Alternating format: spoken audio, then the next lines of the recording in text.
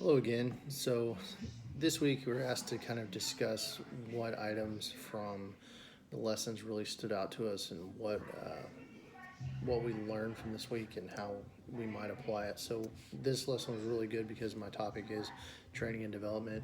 That was covered in part of it, as well as retention and the whole hiring and hiring process. One of the things that was really beneficial is this week we had an offsite goals development for the year for 2019 initiatives. And the one of the biggest things that stood out was our 49% attrition rate.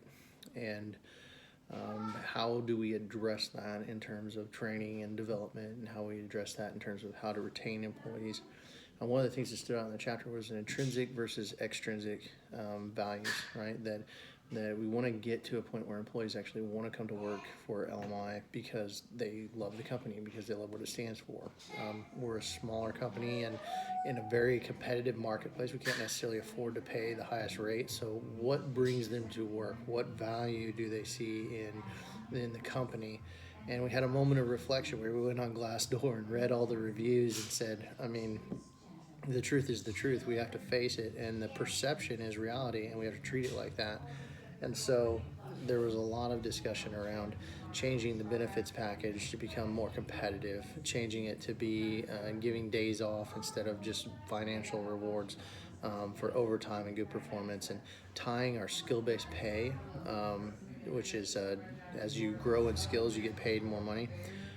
Tying that to training development on a timeline. So if you start training in 30 days, 60 days, 90 days, there's incremental rewards in terms of your base pay raise to support training development.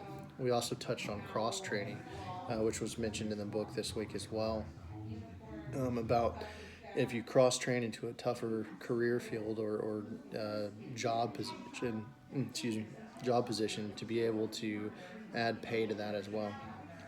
Those things really stood out to me. It was really beneficial for me to kind of have gone through that the week prior and then go right into that meeting. I just had this plethora of ideas and things that we could do differently.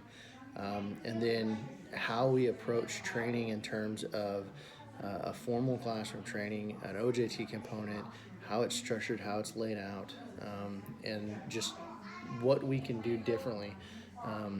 One of the things that we really walked away from is that we had to increase our retention through training as well as through our bonus and benefits program. That's really it for this week. Thanks. Bye.